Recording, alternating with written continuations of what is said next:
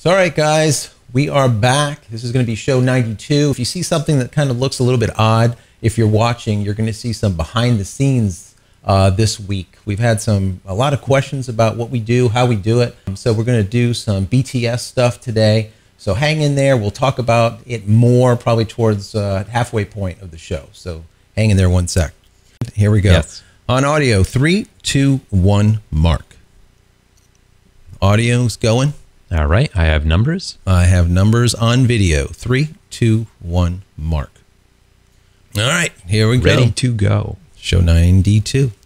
The Digital Photography Cafe show is brought to you by Focus Pyramid, the autofocus lens calibration tool for your camera, and by Mosaic, your Lightroom photos automatically on every device and backed up, and by ShootProof, the easy way to proof and sell your photos online. Welcome to the Digital Photography Cafe show. Join hosts Trevor Curran and Joseph Christina as they chat about the art and business of photography.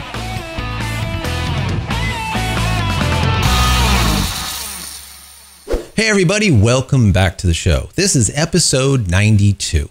I'm Joseph Christina here with my co-host Trevor Curran. On last week's show, we talked with photographer and digital marketing expert Rosh Sillers. We also talked about the recent Twitter hack, internet security, and we gave some Facebook marketing tips to help you make more money. If you haven't watched last week's show, I encourage you to do so. You can find it at our website, digitalphotographycafe.com, and iTunes, listen with the popular Stitcher and TuneIn Radio app, and now watch in HD on TiVo. So hey, we are back. Yes, we are back. How's it going, my friend? Oh my goodness, show 92, we are here. Yes, we are. That's right. This is going to be a fun one. We're rolling the BTS behind the scenes stuff, so people will be able to kind of see what we do and how we do it. But we'll kind of get into that, I guess, towards midpoint, I would say, right? Yes, that's right. But you had some interesting stuff with some branding portraiture that you just did, right? Yeah, something pretty cool. I think I talked about, I was working on one of the, I guess it's like, he's the international educator for Bobby Brown. That's the makeup line, not the singer. Not the former singer, right? Not the former singer. That's right. So, we did a good set of branding portraits for him, and as expected, they sent them here, there, and elsewhere. And sure enough, they are in now full page magazine in Mexico, newspapers, and everywhere. So we'll Nice. put it up on the screen. So it's kind of cool, when you see your work and you put a lot of time, sweat, blood, and tears, into the stuff. Yeah, well, you know what? That's the thing. I mean, a lot of people who shoot, portraits or who shoot, weddings or events or things like that, they don't really see their work anywhere other than, in the prints that they create and give to the customer or on their own website, but to actually see when you're doing commercial work or you're seeing work that is going to be out in the world, it's kind of neat to be driving down the road and see a big billboard with your image on it or something, Yeah, we actually did a full size. It was a 27 by, I think it was like 60 billboard, like one of the really big billboards. That was a couple years back for an artist, actually. Because we do, I specialize obviously in commercial work, branding stuff, but I also do artists that includes like videos as well as audio artists. So we do full 6-panel digipacks for them. That's stuff that you see at at FIs, whatnot. So it's just a lot of fun. I mean, we do front cover magazine work on a regular basis, but when you see it and you look at it and you hold it in your hand, you're like, okay, that's cool. Yeah, it's got a different type of satisfaction to it, Yeah, it's just a lot of fun. So how about you? What have you been doing this week? A lot of really great stuff happening with the business. As I've mentioned in the past, have joined my local chamber of commerce, and I've made some really good connections there. I've got one new project that's signed. I've got another project that we're working on. She's very interested in having me do a site. It's for a jewelry retailer. Oh, I guess it's a husband and wife operation. He's a jewelry designer and what have you. So yeah, we're looking at that, but it's really great. I mean, definitely, guys, if, you know, I've talked about the chamber in the past, I've like beaten this dead horse, you know, but it definitely is worth doing. I mean, it really does work. In fact, at the table that I sat at this week's meeting was a local photographer. Wow. See? And he's been with the chamber for many, many years. He's highly thought of within the chamber, and he is their photography go-to guy. Whenever they need work, they call him. Whenever somebody says, hey, do you know a photographer? They refer to him. And, you know, and I believe he's the only one in our local chamber. So, you know, it's definitely really something that I would highly suggest looking into. Yeah, definitely. There's just the number of contacts that you can make is just amazing. And these are just B2B contacts, you know, which, you know, I kind of playfully call it bread and butter contacts, but it is business to business. And those are the contacts that you really want for, you know, just making that continuous money coming in, because these businesses, they always need something. You know, it could be headshots, it could be product stuff, it could be real estate, it could be who knows what, but there's always something going on. So yeah, so that's really cool. I mean, congratulations. So that's money well spent joining the chamber. Oh yeah, I mean, it's already paid off my membership for the year. So yeah, it's totally worth it. And even as of next week, I've got 2 networking events coming up that I'm scheduled to go to. So, I mean, it's really good. I mean, you definitely, I mean, if you just went to the breakfast meetings alone, and it's a buffet breakfast. I mean, they got a really nice spread. They do it in really nice locations. That in and of itself makes it worth it.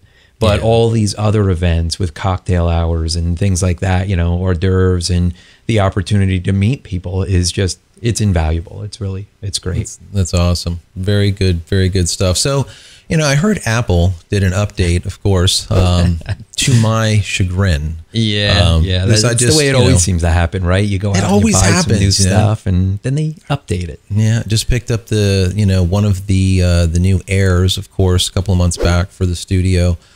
Just good for doing mobile stuff and proofing and showing. Especially when you're doing commercial work, they want to see stuff immediately, and those, you know, the Air is just awesome for that.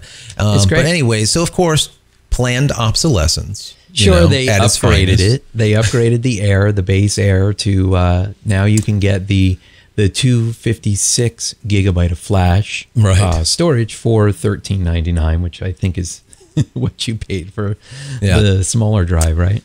And the non-Retina. So kind of sucks, but oh well, that's the way it goes. You know, Apple's always been like that. That's the way it's been since day one. They do not sell software; they sell hardware. You know, the software, you can buy the software for $20-$30. The hardware, you're going to pay for it. So but you know, it is what it is. I mean, it is what it is. Yeah, but they updated it's really everything. They completely updated the laptop line. Yeah, everything, so all of them. Now you can get the 13-inch MacBook Pro with a Retina, and it starts at $14.99 for awesome. 128 gigabyte flash drive, which is pretty cool. Then, of course, they have the higher end 13-inch that you can get for $16.99. It's got the new 2.6 gigahertz processor, 256 gigs of storage, you know, flash storage. So that's really nice. That's definitely some nice bump ups there, and or reductions in price. You know, either way you want to look at it. But. And you know, the photographers, you know, a lot of the photographers are using as a main machine the MacBook Pro, the 15-inch. Yes.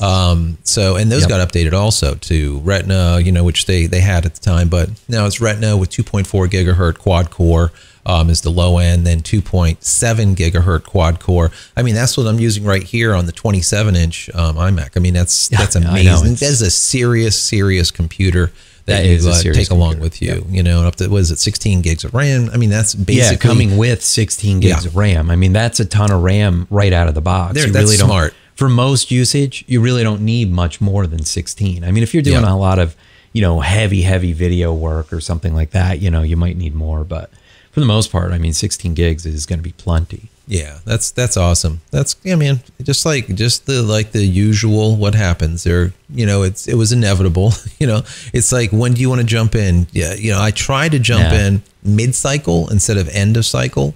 Yeah. But it's just hard to do sometimes because you just don't know. I mean, you have an idea because they're kind of structured, but sometimes they go off their structure too. So, right. But regardless, I'm very happy. You just got to pull the trigger and get it when you need it. That's and hope for the best. I mean, you're always going to kick yourself, a month later, 6 months later, a year later when they release the next iteration that's better for the same money. But what are you going to do, So that's just I would definitely say, if you guys are in the market for a new Mac laptop, definitely take a look now. Better prices, heavy horsepower, definitely worth checking out. And you be coming in at the beginning of the cycle. And we all know, even towards the mid portion of the cycle, you're going to end up maybe with $100 off, $200 at the most. Right. Get the use out of it. For a couple $100, it's not really worth waiting. It's not like, some of the other, some of the PCs, they'll start out $2,500, time you're done to like $900, So, Apple never does that. So anyways, there was another thing that came through that I was looking at and I showed you was just kind of just stuck out. It was just so kind of cool because, we're talking about photography, we talk about creativity, we talk about, it's not the camera and all this stuff. And the story came through about this guy. His name is Alan Friedman, I believe. And he actually, his photography, he like shoots the sun. Yeah. Like what is that? Right. Very, very cool. Right. Yeah. Yeah. It really is cool. I mean, on his Tumblr page, there is a bunch of really cool looking shots of the sun that he did. And the beauty thing is he's not actually shooting it with a DSLR and a big telescope lens on it or something, Right.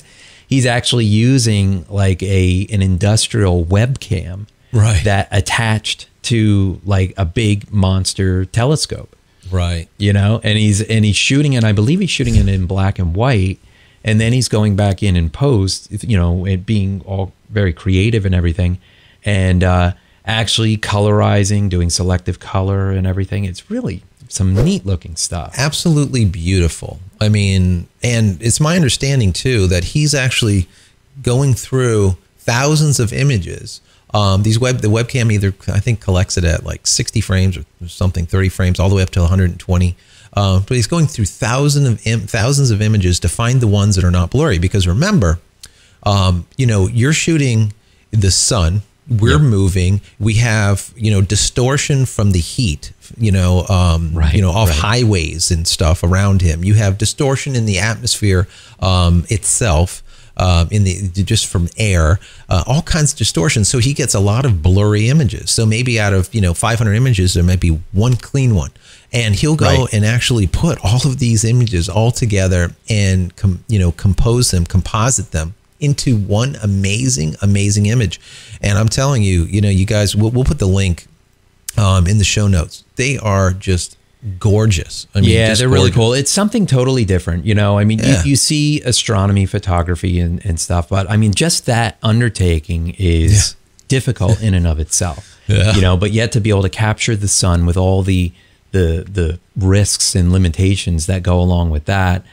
Some of these pictures too are just really neat. You actually see a satellite in front of the sun in a couple of these different photos, which is really awesome. Yeah. I mean, it is amazing. So definitely you guys have to take a look at that. It was worth looking at, but it just, to kind of circle back, it just goes to show that, he's like an amateur, I guess, astrophotography enthusiast or whatever, but here he is doing this with something so small. It just reminds me of, people using an iPhone and, creating amazing images. Yep. It's not the camera.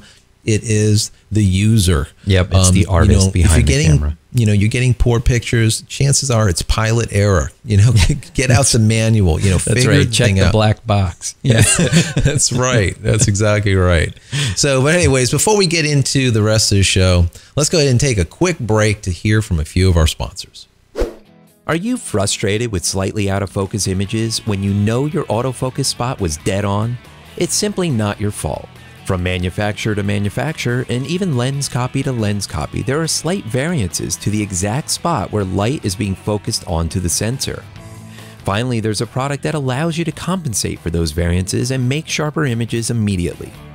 Focus Pyramid, the autofocus lens calibration tool, is an absolute must for every photographer. If you want to make the sharpest images possible, then you need to take control over your camera's focusing system. With the Focus Pyramid, you can calibrate all of your lenses on your lunch break. The Focus Pyramid makes lens calibration quick and easy at an affordable price. So give your lenses a new lease on life and take your photography to the next level. Head over to focuspyramid.com/DPC and get an additional 10% off just for being a show listener. From phones, tablets, laptops, and PCs, these days photographers use multiple internet-connected devices. Have you ever wished you could view your Lightroom images, folders, collections, and metadata from any of these devices? Now you can. Mosaic Storage Systems has created Mosaic View, an application that gives you access to your images without exporting or using a publishing service. Mosaic also offers Mosaic Archive, which directly integrates with Lightroom as a powerful cloud backup solution. Mosaic gives photographers access to all of their images from anywhere on virtually any device. Try Mosaic View today for free and access 2,000 of your most recent images. As a Digital Photography Cafe viewer, Mosaic is offering a 20% discount off any of their premium plans. Go to mosaicarchive.com and use coupon code DPC at checkout. Mosaic. Lightroom, anywhere, any device, secure, backed up. As photographers, we're always trying to increase sales and profits after every event. We shoot an event and have hundreds or even thousands of images that just sit on our hard drives. Perhaps a better workflow would increase sales by getting those valuable images in front of the client. That's where ShootProof comes in. At shootproof.com, you can have an online gallery for all of your clients' proofing needs. ShootProof helps increase profits while building your brand and securing your photos without charging commission fees on sales. ShootProof galleries display your photos beautifully while helping to streamline your workflow and automate more of your business through their intuitive studio control panel. Once approved, photos can be directly fulfilled through ShootProof's various professional lab partners or fulfilled by you. All ShootProof plans have the same feature set. You simply choose the number of client photos stored, decide what products to sell, and the price. Try ShootProof today by taking advantage of their free 30-day trial offer. As a Digital Photography Cafe viewer, ShootProof is offering a 20% discount off any of their premium plans by using promo code DPC20 at checkout. ShootProof. Upload, share, sell, print. So Joe, we are back, and we've been getting a lot of questions recently, actually asking us more like behind the scenes, kind of inside baseball stuff about how we produce the show. And for the most part, we just never really felt that was something that was relevant to our audience. We didn't think that maybe you guys would care, but we have a lot of you do. But apparently a lot of you do. Yeah, exactly. Especially after the last show with Rosh Sillers, right? Yeah. Well, that's it. I mean, we talked about how many video tracks and the complications of, Skyping in and syncing video and syncing audio and everything that goes into it. So, we figured we'd take you guys a little behind the scenes of what we do, what our setup looks like, and what goes into producing the show every week. Exactly. So, I guess to start out with, we should pose the questions out there for the listeners, So what is if you're going to start some type of video cast or a podcast of, audio cast of some kind, what is your objective? That's got to be number one. What is your end goal? What are you trying to get out of it, right? Right, exactly. I mean, are you doing it for exposure for yourself? Are you using it to, help build your brand, help make you an industry leader? We talked about that on the show last week with Rosh, right. Kind of like why we do our show, why he does his show. And that's really why we do it. I mean, the show has helped to position us as, thought leaders, as people to, that the photography community is taking notice to. And we've gotten many opportunities from doing our show. Right. No, absolutely. And, to kind of be frank, guys, you really need to figure out how much time you have to invest in it. Yeah. Is it something that you really love? Is the topic something that's just, you just eat, sleep, breathe it? Do you really love it? And then, of course, how consistent are you going to be at producing it? Because we know from doing this for, it's getting close to 2 years. We know that consistency is number one. We have put out a show every week. Sometimes we've put out multiple shows, but being consistent is really what drives the traffic and drives you guys to come back and listen to us, because on Monday you're going to get the latest show. So that is very, very, I think that's paramount. That's got to be, first and foremost. You need to know that you're going to be consistent, right? Yeah. Well, that's it. It's budgeting your time, making sure that you're going to get it out there. I mean, whether you decide to do it weekly, whether you decide to do it, one every 2 weeks, that's really your call. But when you decide what that's going to be, you need to commit to that schedule. You need to really try and hold to it and produce it on that schedule, because people are going to want to expect it. They're going to go to their iTunes, they're going to go to their, podcast aggregators there, and they're going to be looking for it. Yeah. And if it's not there, and if it's a type of thing you're like, oh, I'm just going to try it and see how it goes, that's fine. Try it, see how it goes, post it to your website, upload it to YouTube, whatever. Don't go through the steps of iTunes and everything yet, because once you get it in there and people start finding you, they're just going to think that you faded and it's not worth it. Yeah, they're going to want more. Yeah, and the question is also, is it a fad or is it a passion? That kind of goes into, are you looking at doing this video cast or audio cast in something that's very trendy, or is this something that that you just are passionate about and you're going to keep doing it? It's just so important. So yeah, I would do it. Do a few test runs, do some beta. I mean, we did at the very beginning of the show. We had show 0 basically, and then we did an intro show and we did some testing and a lot of different things to try to make it work. Right, Trev?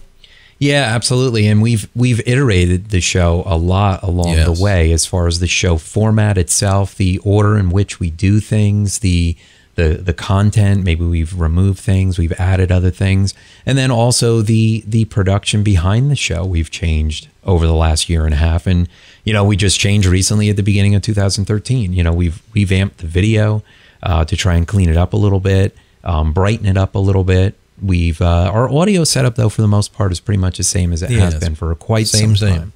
Yeah, this setup is our mobile setup. It's the same setup that we use in when in the studio. So the people that are watching right now, they'll see the behind the scenes, and looking over my shoulder or looking over Trev's shoulder, you can see that this setup is pretty much, if you looked at any of our videos back when we were covering, different shows, WPPI or something. Exactly. You'll see the same setup. You'll see the same video cameras, the same RE20s, the same mixers. Everything kind of is very similar.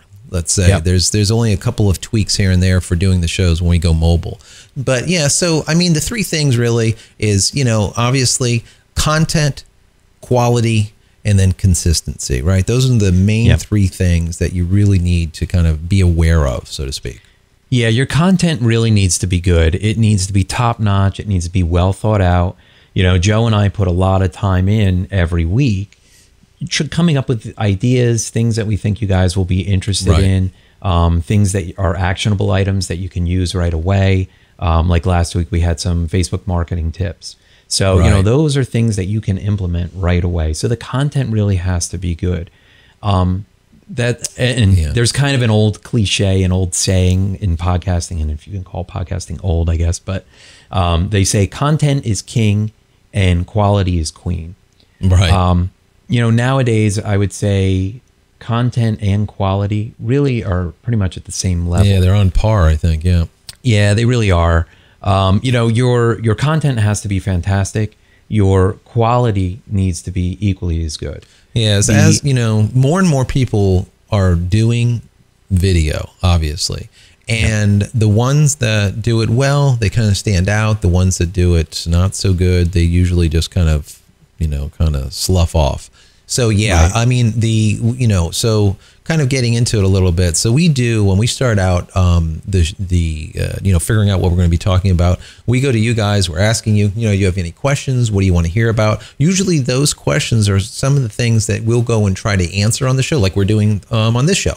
And then we'll add in other things that we think that you might be interested in, especially when it comes to social media or something that's hot or something that is trending at that time, especially when it comes to the business side. After the show prep is done, you go straight into, what exactly, what are you going to use to record the show? Now, for us, right, we're using, top end equipment. We're going with, an RE20. This is a microphone that's been used for radio for, God, I don't know. For like 25, 30 years, something like that. I mean, this has been a mainstay in the radio industry. Exactly. We use an H4n for digital recording. Recorder. That's a digital recorder. And this way, we can not only get the good audio that's coming out of the RE20, but into an external device that's not the computer. So you don't end up with like possible problems. Let's say your computer goes and starts backing up all of a sudden. Now all of a sudden you're losing some audio. Not a good thing. That's how. And you know what? That's the way we did it in the very beginning. We had USB microphones that we were using.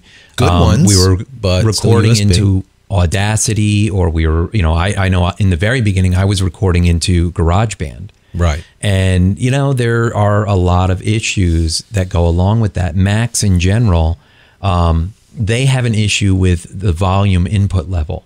They're constantly auto adjusting, and they're really, we've tried a lot of different ways to control it. And there's a couple software packages out there that we found that kind of work sometimes and sometimes not. But what happens is the volume level on the Mac, when you get quiet, will raise way up. And then as soon as you talk, you come in and you're all distorted. It's and then it immediately drops back down to a normal level. And then when if you're talking loud, it backs way down. If you're getting excited and stuff, it backs way down. And then you start talking back at a normal tone. Right. And now your volume level just dropped. You can hardly even hear you. Definitely issues with clipping because of that big blast of sound. Going back into the hardware end of it, our, DBX, we have a DBX processor for doing the compression of the audio that comes out of the RE20. Yep. We also have a mixing board on my side because I'm usually the one that's in control of the Skype stuff that comes in. So I can do a mix minus so that everyone can hear each other, but not hear themselves echoing or something like that. So we have the mixing board on that side. And then also on my side, I have multiple PCs. So I have, multiple Macs, but I also have a Linux box, all doing different things. Skype, we'll have multiple Skype sessions going for the different guests and whatnot. So it gets a little bit complicated with that. And then, you get into the dedicated kind of area that you set up for doing the show. And of course, the lighting. You need to have some decent lighting. For us, we're using those little mini bricks that you can actually adjust not only the intensity of the light, but you can adjust the color, the Kelvin of the light, which helps a lot. It's huge. Yeah, absolutely. It really does. I mean, that was part of my new office build out when we did the renovation here. It was very important for me to have a dedicated area to record. Previously, I was doing it at my workstation, my main workstation. And, to have all this extra equipment kind of surrounding you, it just gets a little tight. Plus, I wanted to stand up. I feel that, and a lot of the radio DJs and stuff will say this too. When you stand up, you expand the chest, you open up the diaphragm, and, it gives you more energy. You can breathe better, and your voice sounds more, thicker, whatever. Plus, it just, sitting in the chair, you start moving around and squeak. It's true. It's true. Yeah. So, so then what comes in after this? So basically you have all the equipment. We go through the whole process of, the audio, the video side, your side, my side of recording the show. Then after that, right, you go ahead and upload, right, all of that huge content, both video and audio, to me, which is sometimes a little bit costly, I'd imagine, right? Yeah, well, that's it. I mean, you set up a FTP server in your studio. So what I need to do is I need to get my video and audio to you because you're the one doing the editing. Right. So I actually just recently upgraded my internet connection to a faster speed. So now I've got 15 megabits down. I have 2 megabits up. That's basically double of what I had before. So now it allows me to get these bigger files to you in a more timely manner. Yeah, I'm jealous. I'm still sitting on the 6 meg, 6 meg DSL. Oh, it's just, I just can't get anything faster at my location. So no. Well, 6 meg down is not bad at all. It's the 500K up that you have that's the problem. It's just brutal. It's just brutal. So anyway, so then on my side, once I get your big monstrosity of a picture, as well as audio, that's when I start the editing process. And of course, I have to bring it in, prep it, take a look, make sure that everything is, tail it and cut the head off, and then go and sync it all. Then after that happens, the audio gets synced as well as the video on the two tracks. Right. So that process right there takes quite some time. And I think what I'll have to do is I'll have to throw up on the screen so the people that are watching, you'll kind of take a look. It's close to, I think, 30 tracks, both audio and video, to do the show. It's basically what it comes to. So it's quite extensive. Once the whole thing happens, and we put it together. Yeah, and you're using Adobe Premiere, right? I mean, you're not using iMovie or something like that. You just don't have the capabilities in iMovie to do what we're doing. Exactly, because we're doing a lot of cutouts. We're inside like the little pads and all this stuff. So there's a lot of little tweaks and little back end stuff that goes in to kind of get it to all run right, so to speak. After that's all done, of course, we go into exporting. Now, exporting is kind of like we were talking about a couple of weeks ago about how do you give the pictures to your client? Well, it's kind of the same way with the video. Yeah. How do you give it to the client or the clients? For us, what we do is we kind of use the Apple TV like 720, because we do HD standard. And the reason we do that, because number one, all of our videos can be seen on Apple TV, they can be seen on YouTube, and they can be seen on Vimeo. Those are the three places that we're really adamant about making sure that it's running at 100%. So that is our, that's my main concern, is making sure that standard is put in there. Now, everyone says, oh, well, you can just export, an MP4. Well, that's not, that's not really how it goes. There's different things that have to be put in there so that it can be viewed where you want it viewed. Yes. If not, you end up with something that can be viewed in one place, but not in another. You don't want that. Yeah, absolutely. If it's not formatted right, you can view it on your computer, but you're not going to be able to watch it on Apple TV. I mean, we've done a lot of testing with that because I have the Apple TV here. Right. And it's got to be exported in a certain way. Yeah. So after that, of course, we have QC, quality control. Sometimes we miss some, sometimes we don't. There will be some mistakes that you'll see in the show. Happen. You're doing, like we were saying, you got many tracks that are going on and multiple stuff going on. Yeah. And there sometimes is some QC that goes into it to kind of fix all those little things. And then finally we go to upload. I end up doing the final upload. It's close to a gig of data that goes from audio to multiple video tracks. We have a video, which would be a standard video that would go into like an iTunes. And then we have like an extra large video that would go into YouTube and Vimeo and whatnot. So there is a very, let's say a large amount of data that gets uploaded. And we got to keep in mind the hosting of this data. That's where we have to come in, and we have to pay for these servers. We have to pay for the bandwidth that we're using to serve out the audio and the video files. I mean, that's definitely, and that's part of the reason why we brought the sponsors on, right? To help offset those costs of our servers, the production costs. Because it gets expensive, and it gets expensive quickly. And now that, the show has been growing by leaps and bounds lately, which we thank you guys for. But absolutely. It's just, we've been getting a lot of subscribes. We're getting like a lot of 5-star reviews and whatnot. Thank you guys so much. We really appreciate that. But by that, that influx of new listeners and viewers, the amount of data and the bandwidth, it gets to be expensive. And like you said, that's where we have to bring in the sponsors. And that's just kind of, it's just the nature of the beast, so to speak. So finally, we go into the blog posts and all the rest of the stuff. And that's where you kind of jump in there. Yeah, exactly. I come in after you've done all the editing. I come in, I set up the blog post, I get everything linked together. We do the scheduling, then go into social media promotion. and, you know, an email promotion if it's necessary. And that takes a lot of time. We've got to, you know, prep a lot of the things that we want to say for the week, you know, to help drive traffic to the show. So, you know, it gets found, it gets listened to. That way that's why our listenership is going up every week and every month and not just staying the same or going down, because we're actively promoting it. And it's a lot of work. Yeah, it's a lot. So, you know, when you're done with all that work and all the promotion's over and we come rolling around Wednesday, Thursday of the following week, it starts all over again. Time to do it all over again. You take it back all the way to the top, and we start doing show preps and, you know, taking a look at all the listener questions and what we're going to talk about. And we start it all over again. So, you know, it's a big undertaking, and, you know, we really appreciate, you know, all of the positive feedback, because that's really kind of what we thrive for. Is we try to make sure that we get the absolute highest quality show that we can and give you guys the best information that we can every single show. Yeah, obviously one show might be a little bit better than the next, whatever, that's going to happen. But yeah, they're not all going to be gems, right? Exactly. Just like a perfect example, this show is like a BTS show. I mean, some people just absolutely love seeing behind the scenes. Some people, they don't really care about it.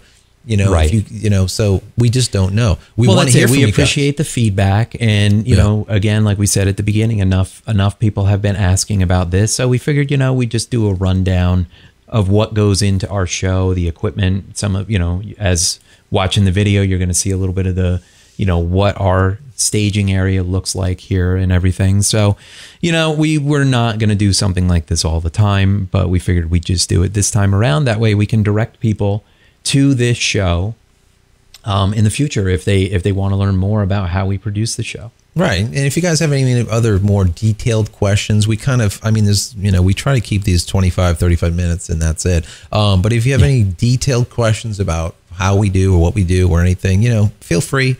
You know, we love talking insider baseball, so feel free to send us the questions, and, you know, during a, you know, show down the road, we'll try to, you know, get that information to you. Sure. So what do you think, Trev? I think we're probably going over already. Yeah, it's time to get out of here. So let us wrap it up here. And Joe, if people want to connect with you, where's the best place to reach you? To find me, the best place, of course, is Twitter. You can find me at Joseph Christina, and that's Christina without an H. Yes, and you can find me on Twitter. It's at Trevor Current.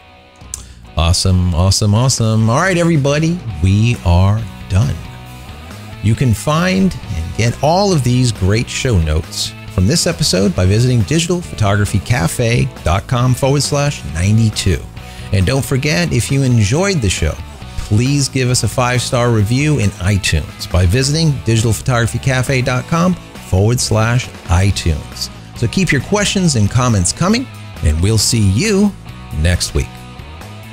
You've been watching the Digital Photography Cafe show with Trevor Current and Joseph Christina. Be sure to subscribe to the show for free in iTunes or through RSS. You can also listen on Stitcher and TuneIn Radio and watch in HD on TiVo. Visit digitalphotographycafe.com for show notes and to connect with your hosts.